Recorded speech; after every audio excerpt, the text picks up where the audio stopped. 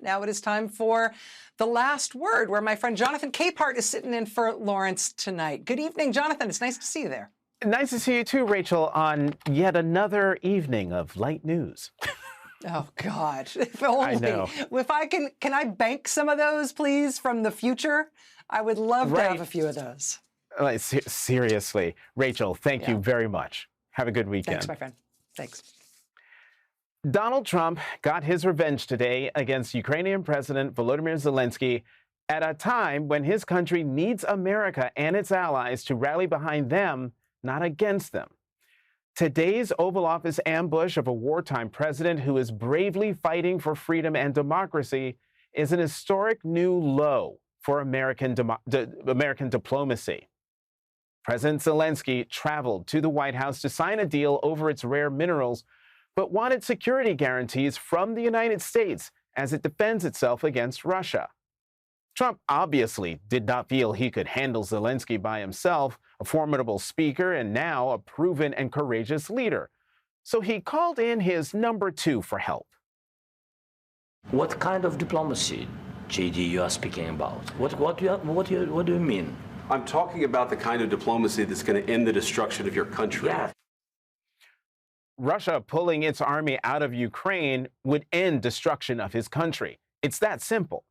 But Donald Trump and J.D. Vance kept berating President Zelensky in front of the cameras with lies and wild claims that an invaded country was threatening World War III. You're right now not in a very good position. You've allowed yourself to be in a very bad position, and he happens to be right about it. From the very beginning of the war. You're not in a good position. You don't have the cards right now. With us, you start having cards. But right now, you don't. You're playing cards. You're playing cards. You're gambling with the lives of millions of people. You're gambling with World War III. You're gambling with World War III. And what you're doing is very disrespectful. Except that there are disagreements, and let's go litigate those disagreements rather than trying to fight it out in the American media. You have to be thankful. You don't have the cards. Thankful. The problem is, I've empowered you to be a tough guy. And I don't think you'd be a tough guy without the United States. And your people are very brave. But you're either going to make a deal or we're out. And if we're out, you'll fight it out. I don't think it's going to be pretty, but you'll fight it out. But you don't have the cards. But once we sign that deal, you're in a much better position. But you're not acting at all thankful. And that's not a nice thing. I'll be honest, that's not a nice thing. All right, I think we've seen enough. What do you think? Huh? This is going to be great television, I will say that. Only the mind of a corrupt gangster would think that what we just watched was great television. President Zelensky has led his country through an ongoing assault by Russia for 3 years. War crimes have been committed. Thousands of Ukrainian children have been kidnapped and taken to Russia. Huge parts of the country have been reduced to rubble. Lives are literally being lost right now. Zelensky represents the honor and bravery of the Ukrainian people, defending themselves from an unprovoked attack by a foreign army. He is a warrior, and they are wimps with their petty scolding and insults. Trump said of his ambush, listen to this. Yeah, I think it's good for the American people to see what's going on over there. I think it's very important. On that, we are agreed, and there is no confusion about what we all just watched. Tom Nichols, who will join us in a moment, called it one of the grimmest days in American diplomacy, writing, "This meeting reeked of a planned attack, with Trump unloading Russian talking points on Zelensky, such as blaming Ukraine for risking global war, all of it designed to humiliate the Ukrainian leader on national television and give Trump the pretext to do what he has indicated repeatedly he wants to do, side with Russian President Vladimir Putin and bring the war to an end on Russia's terms." New York Times columnist Tom Friedman said the ambush was, quote, "something that had never happened in the nearly 250-year history of this country. In a major war in Europe, our president clearly sided with the aggressor, the dictator, and the invader against the Democrat, the freedom fighter, and the invaded. This is a total perversion of U.S. foreign policy practiced by every president since World War I. My fellow Americans, we are in completely uncharted waters, led by a president who, well, I cannot believe he is a Russian agent, but he sure plays one on TV. Just try to imagine anything like that Oval Office exchange with Vladimir Putin sitting there. It would never happen, not with Trump. And it's not because Zelensky isn't thankful enough. He's thanked the president, House, and Senate lawmakers and the American people many, many, many times, including in his speeches to Congress, from which he received standing ovations from Democrats and Republicans alike. For goodness sake, he thanked Donald Trump today on social media. Thank you, America. Thank you for your support. Thank you for this visit. Thank you at POTUS, Congress, and the American people. Ukraine needs just and lasting peace, and we are working exactly for that. It's because Donald Trump is, and always has been, enthralled with Vladimir Putin. Since his first term, when he shocked the world by siding with Vladimir Putin over the American intelligence community, which found that Russia interfered in the 2016 election to help Donald Trump. They think it's Russia. I have President Putin. He just said it's not Russia. I will say this. I don't see any reason why it would be. All the way to today, when Donald Trump expressed more sympathy for Putin than he ever has maybe for anyone publicly. Let me tell you, Putin went through a hell of a lot with me. He went through a phony witch hunt where they used him and Russia. The whole thing was a scam, and he had to put up with that. He was being accused of all that stuff. Donald Trump is mad on Putin's behalf.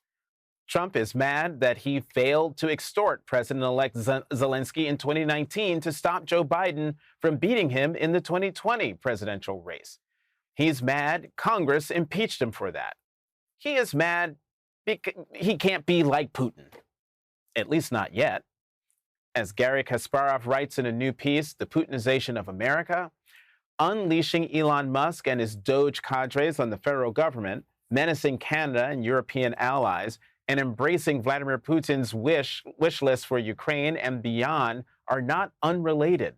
These moves are all strategic elements of a plan that is familiar to any student of the rise and fall of democracies, especially the fall part.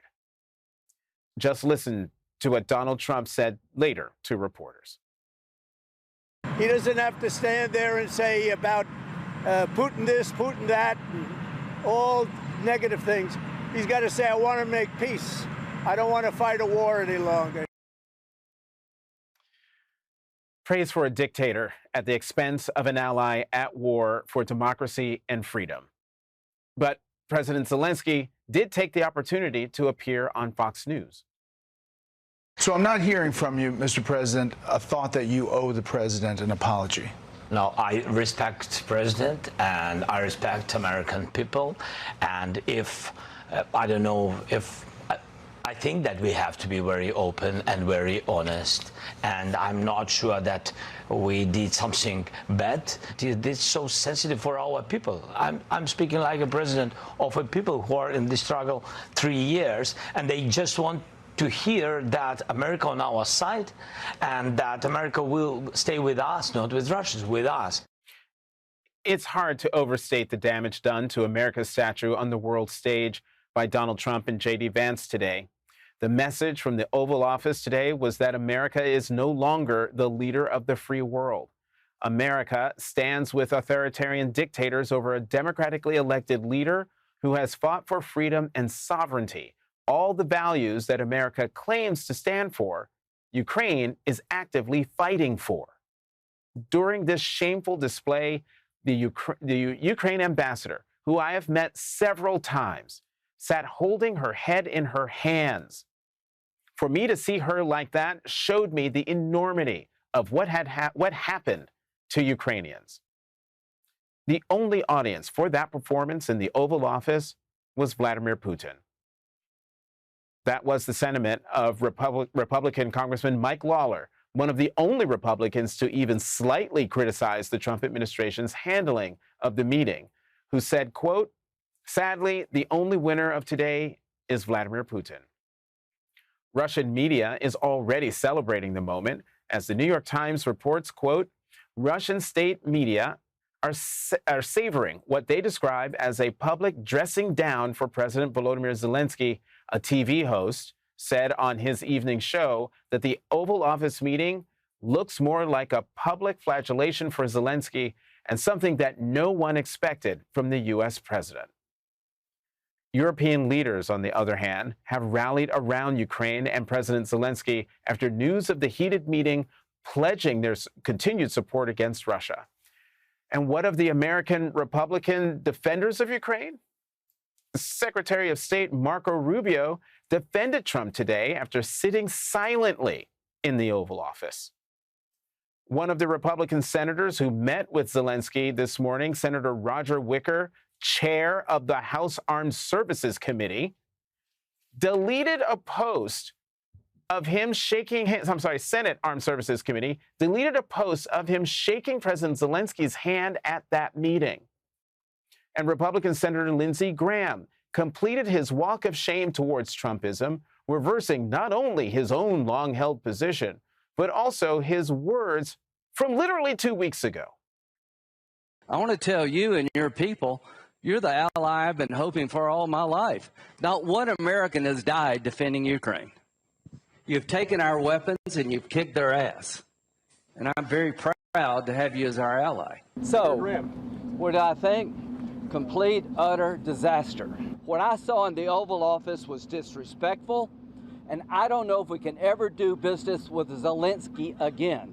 He either needs to resign and send somebody over that we can do business with, or he needs to change.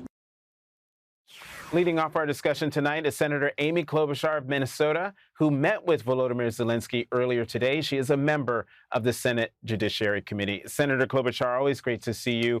You met with President Zelensky before he went to the White House today. What can you tell us about that discussion, and what did you think as you watched what happened next? Well, I was horrified because in the morning we had a bipartisan meeting with President Zelensky, with Senator Graham, Senator Wicker, Senator Grassley. And by the way, through the week, we had meetings with President Macron with a small group of senators led by Senator Thune. And what I kept thinking is, to a T, the Republican senators that have met with these foreign leaders have been very clear that they are supportive of Ukraine, at least the ones that go to the meeting, and that they believe that Vladimir Putin is the dictator and that he started this war. So we start with that. So I thought that President Zelensky, this couldn't have gone better this morning. He was actually looking forward to going over to the White House. He was in good spirits. So when I watch that video, there is one aggressor. There is one side showing disrespect, and that is when J.D. Vance berates a president of a foreign country that is our ally. Zelensky has stood up to a dictator. They have lost hundreds of thousands of people. He did it with 3 simple words the first day of the invasion, when he went down to the street corner, when everyone had counted him out, and said 3 words: "We are here." And that has never changed. The mass graves in Bucha, the burned-out apartment buildings that I saw with my own eyes in Irpin, the Ukrainians have been incredibly brave. And so for Donald Trump and J.D. Vance to look at him and say, "You never thanked us," that is just an all-out lie, and everyone knows that. So for me, I believe so strongly that we have to stand with Ukraine that I have to figure out, and so do other senators, and I did talk to Republicans tonight, where do we go from here? And there is no choice but to continue on and to find a reset. Our European allies really stood up this week. They've pledged troops, Great Britain and France, to work with Ukraine in large numbers to form a security line once an agreement is reached. The Italian prime minister, who is very conservative, went to Trump's inauguration, has called for a summit in the last 5 hours. She has stood with Ukraine. So I think you see others standing up, as you just noted, with President Zelensky, and I hope we see more of that in the next few days. We have no choice but to move forward. Senator, let me pick up on something you just said. You said you've talked to your Republican counterparts tonight. What are they saying? Well, there are, I've talked to two, and they would like to get this back on track. I don't think that they will be saying that publicly right now. I don't know when, but we really don't have a choice when dealing with Donald Trump. I listened to the entire Marco Rubio interview tonight, and while I completely disagreed with him as he berated again Zelensky, I just ask your viewers to watch that tape. Watch J.D. Vance's body language. Watch Zelensky saying, "Now, could I answer that? Do you mind?" He was polite. And it's not even English. It's not obviously his first language. But I believe we're going to have to move forward and find a way forward. There are, it's just too much bloodshed. And Vladimir Putin, who has, his regime has shot down passenger planes. He is someone who has imprisoned and killed political opponents. He is someone who has killed journalists. He will not stop. And Zelensky's point tonight in that meeting was simple. He said, we need a strong, ironclad security agreement, which is going to mean troops and help, because whether it was the Minsk agreement or other ones, Putin has violated them. And that was the simple point he was making when J.D. Vance claimed he was being disrespectful. It is a point that numerous Republicans have made throughout the week as these European leaders have visited. Senator, is the bottom line here that Russian President Vladimir Putin basically just wants Zelensky out of these talks, away from the negotiating table? I mean, Putin is a strong man. He's a bully, right? And what they did today, and I just refuse to count out Ukraine, and I refuse to count out the possibility of our country still being involved in peace negotiations, because I know how strongly so many people feel about this, regardless of political party. But what they did today was undermined him. They undermined the strength of his army and his people. Afterwards, you were noting what the Russians said. The former Russian president said that they treated him as an insolent pig who finally got his slap down. Is that the result that they wanted? That maybe that's what they wanted. Maybe it was an ambush, or maybe they're just so hot-headed that they get into the meeting and they can't help themselves. Whatever it is, it's bad. And we must have a reset, and there are Republicans must stand up with us, and a number of them have in the past, and say we must move forward and stand with Ukraine. Well, Senator Klobuchar, I hope you are right, and we'll keep our eyes open to see that happen. Jonathan, I don't know if it will happen. I'm saying it's our only hope, because otherwise we're going to abandon this, and Vladimir Putin is going to march right through Ukraine and the next country and the next country. We have to go at this from a position of strength and not from a position of surrender. Senator Amy Klobuchar of the great state of Minnesota, thank you very much for being here tonight. Thank you. And joining us now, Tom Nichols, staff writer for The Atlantic. Tom, I know how you felt when you saw Trump and Zelensky in the Oval Office. How did you feel when you saw Lindsey Graham's comments? I always feel a kind of sympathetic sense of embarrassment by extension that someone is willing to do the things and say the things that Senator Graham does. 2 weeks ago, he said the right thing. Today, he did what he did. It's embarrassing, and it's embarrassing. I worked in the Senate many years ago. I have great respect for the Senate as an institution. Normally, you hope not to see senators behaving this way, but it's also not particularly out of character for Senator Graham now, unfortunately. Tom, let's go back to that stunning moment in Helsinki in 2018 when Trump publicly sided with Putin against U.S. intelligence experts regarding Russia working to elect Trump in 2016. How does what's happening today and since January 20th fit into that broader context? It's so interesting that Donald Trump, who changes his mind about everything, has no commitment to anything, purely transactional, kind of like a goldfish who darts from one side of the tank to the other. The only thing he is absolutely consistent about is his utter fear of Vladimir Putin. He has never wavered on this. If you could look back and say, what is the polar star of the Trump administration, both in its first term and now, it's always to be on the right side of Vladimir Putin. It could be out of respect. I think it's mostly out of fear. But it is a remarkable consistency in a man who is otherwise completely inconsistent about everything. Mm-hmm. How might the other members of the Five Eyes, Australia, Canada, New Zealand, and the United Kingdom, view and respond to what happened in the Oval today? Well, I think they're already feeling like they're dealing with a five-alarm fire that goes back to the day Trump was reelected.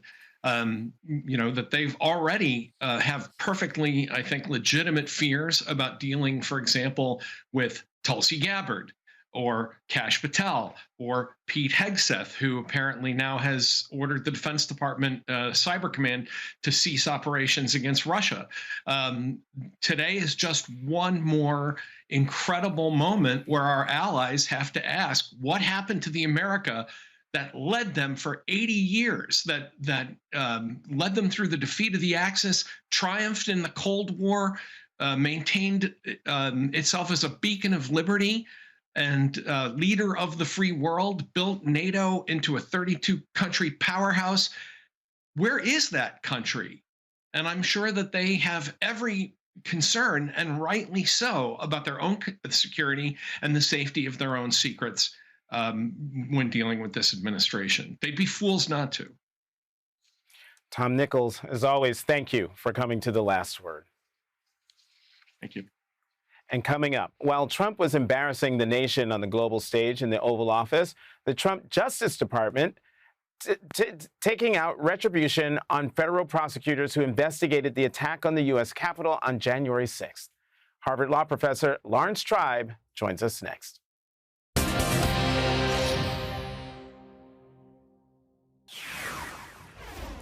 Trump's Justice Department continued its campaign to punish and degrade career prosecutors who brought January 6 rioters to justice. NBC News reports that Trump ally and acting U.S. Attorney Ed Martin demoted at least 7 prosecutors, including the ones who succeeded in convicting the leaders of the Oath Keepers and Proud Boys extremist groups of seditious conspiracy. The Trump administration's firing spree of the federal workforce and backlash against January 6 prosecutors have faced ongoing court challenges.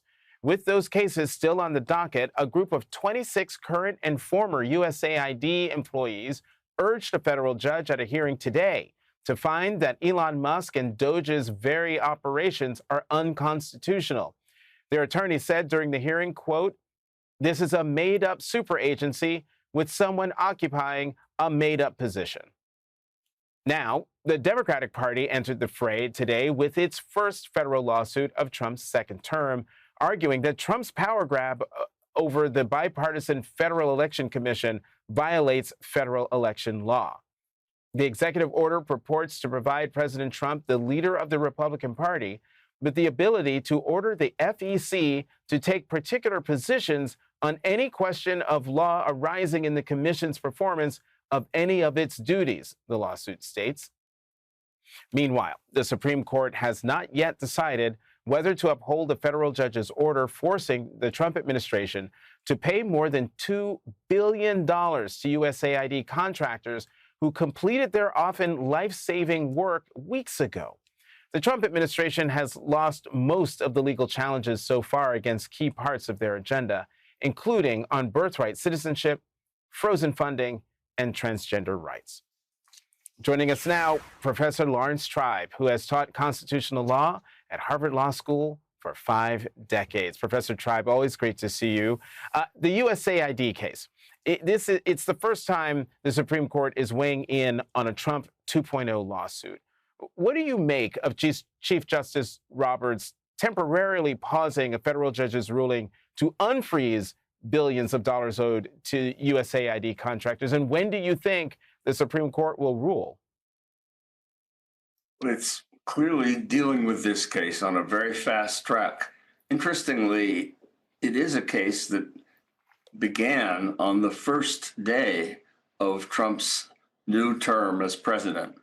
On that very day, he did what he promised he was going to do before. He said, I will be a dictator on day one. And the first thing he did as a dictator was basically to erase what Congress had said should be spent in foreign aid, and much of which had already been committed with projects that had been finished around the world, a couple of $1 billion. And what he said was, I'm not bound by Congress. It may have the power of the purse, but I have the power of the sword, and I'm going to cut right through all of the congressional commitments. That led to a flurry of cancellations around the world, people who are starving, people who are in great need, American contractors who are dealing with their problems. And a federal judge in the District of Columbia, Judge Amir Ali, held several hearings and issued a very clear order: stop invading Congress's power of the purse. When Congress says the money must be spent through USAID or through the State Department on all of these thousands of projects around the world, you've got to do what Congress dictated. That's actually settled law. And there were hearings and orders that this judge issued on February 13th, February 14th, February 15th, February 25th.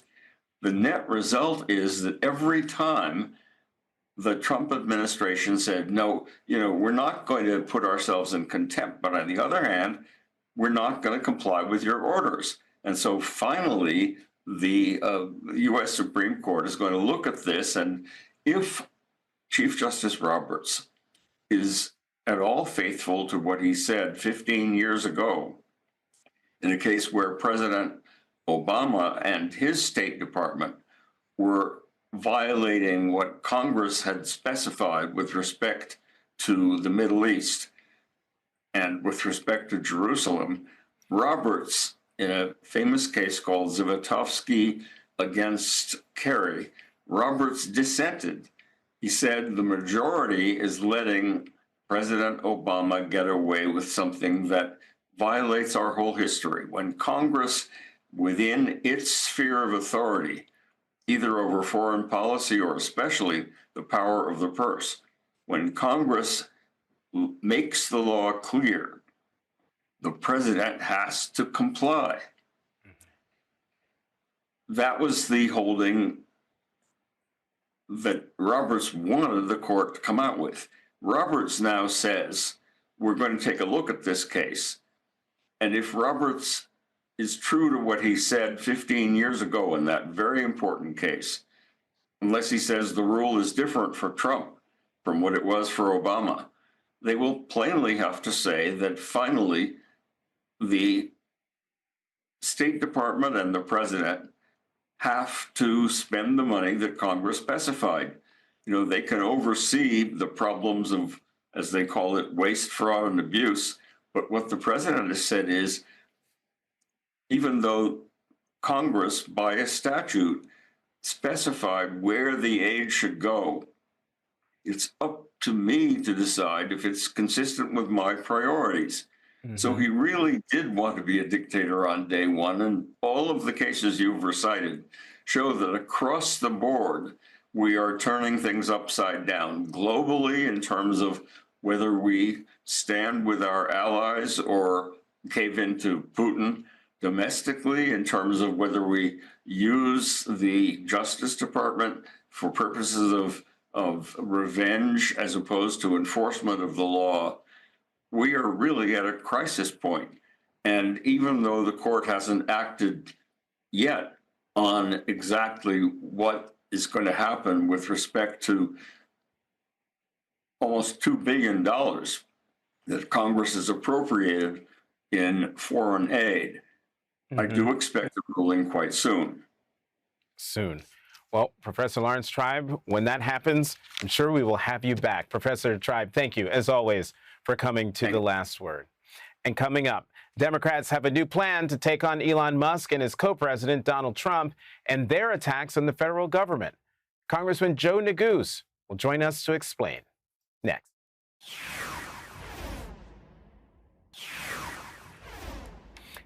Here is a Trump supporter in the Oval Office who works for a pro-Trump network and is reportedly dating MAGA media hound Marjorie Taylor Greene, asking a question of the president of Ukraine, purportedly as a member of the White House press corps. You're the highest level in this country's office, and you refuse to wear a suit. Just want to see if you do you own a suit? Yeah, problems. A lot of Americans have problems with you not Really? respecting the dignity of this office. I will wear a costume after this war will finish. Okay. Yes, maybe one. Maybe something like this? something like Yes, yours. sir. Yes. That'd be great. Maybe something better. I don't know. Yeah. We will see. Look, y'all know I love a suit. All men should wear suits, if you ask me. But President Zelensky hasn't worn a suit since Russia invaded Ukraine 3 years ago. And as he said in that exchange, he will wear a suit when the war on Ukraine is over. But what's Elon Musk's excuse for, in the words of that pro-Trump media personality, not respecting the dignity of this office? All while upending federal agencies and destroying the federal workforce under questionable authority. And now he's looking to take over the Federal Aviation Administration's air traffic control communication system. The Washington Post reports the FAA is close to canceling a $2.4 billion contract with Verizon in favor of Elon Musk's Starlink. One government ethics expert told the Washington Post, quote, "Because of Musk's current position in DOGE and his closeness to Trump, he and his company are getting an advantage and getting a contract. Who's looking out for the public interest here when you get the person who's cutting budgets and personnel from the FAA suddenly trying to benefit from still another government contract?" House Democrats are fighting Elon Musk and Donald Trump's government takeover with a newly created rapid response and litigation task force chaired by our next guest, Congressman Joe Neguse. And today it filed its first legal action. More than 200 House Democrats signed on to an amicus brief backing a lawsuit that seeks to stop Donald Trump's efforts to dismantle the Consumer Financial Protection Bureau. Joining us now is the Assistant Democratic Leader in the House of Representatives, Congressman Joe Neguse of Colorado. Congressman Neguse, thank you very much for coming to The Last Words. So here's the question. Are Democrats united in a strategy to challenge the Trump-Musk overhaul? And how confident are you feeling about the court standing up to pressure from the administration? Well, it's good to be with you, Jonathan, and good evening, and thanks for having me on. The answer to your first question is a resounding yes. House Democrats are united in responding to the unconstitutional and unlawful actions by this administration, the executive orders, and, of course, as you know, the agency directives, many of which have already been held unconstitutional or unlawful in federal courts across the country. In the vast majority of these cases, the Trump administration has failed in defending the propriety of their actions. But I also just want to say this, Jonathan. I was listening to your opening prologue there, and I would just simply say if there's one group of people in Washington that are looking out for the American taxpayers and for the citizens of our country and vindicating our Constitution, it's House and Senate Democrats. The conflicts of interests and potential corruption that you described with respect to the activities of DOGE and the dismantling of our federal agencies is astounding. It should shock the conscience of every American. And House Democrats, by virtue of this task force, where we're leveraging the talents of so many members of our caucus, intend to push back. And that's precisely what we're doing. You mentioned the important step we took today with respect to the litigation regarding the Consumer Financial Protection Bureau, which I'm happy to talk a bit more about, but fundamentally is all about protecting American consumers. The fact that the Trump administration sought early on in this administration to dismantle the Consumer Protection Financial Bureau tells you everything you need to know about their plans for the American consumer, which is to ultimately raise prices and harm American taxpayers. So House Democrats are on it, and we're pushing back. So, Congressman Neguse, when you speak to your Republican colleagues, Do you get the sense that Republicans are feeling pressure from their constituents to push back against Elon Musk? I certainly think that that is developing. You've seen the outrage, metastasizing across the country in terms of constituents raising their voices against the dismantling of the federal workforce, the impacts to everyday Americans in terms of the reckless budgetary policies that Republicans are pursuing, gutting Medicaid and vital lifelines for so many folks across our country. And I do think that Republican members are beginning to feel that outrage. However, I will say, Jonathan, it has been astounding to watch my colleagues on the other side of the aisle consistently capitulate to Donald Trump. And of course, as you know, many of the colleagues on the other side of the aisle are now sycophants to this administration. So they have been unwilling thus far. Not a single Republican was willing to stand up against $800 billion in Medicaid cuts just last week with respect to the budget resolution that Republicans passed. So time will tell as to whether any of them ultimately are willing to stand up for their constituents. We're certainly going to continue to speak truth to power and make clear the contrast in terms of our values and the people we're fighting for, ultimately American taxpayers, and of course, what the Republicans are up to. Congressman Joe Neguse of Colorado, thank you very much for coming to The Last Word. Thank you. Coming up, as Republicans are trying to run and hide from angry town hall voters, we'll ask Congresswoman Madeleine Dean how is Elon Musk's takeover is playing in Pennsylvania.